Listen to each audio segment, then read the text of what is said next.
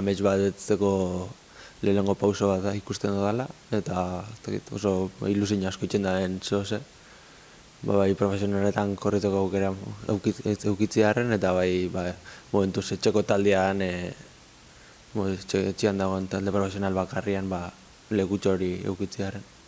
Eskatzen doztena aldan onduen betetzen saiatuko naiz. Ez dut helburu finko jarri ez dakitelako, suposatutelako topauko dela, ez dakit, handiz izango lan eretako.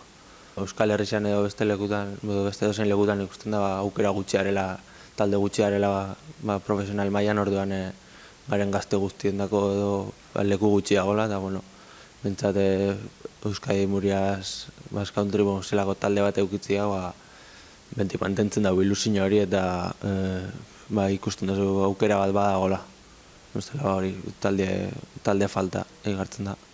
Dute sortu ala momentu baten, biharra zegoen momentu baten, pixkat gaztei aukerak emateko eta taldeak faltazin momentuan sortu ala, eta oso lan politxe egiten darela.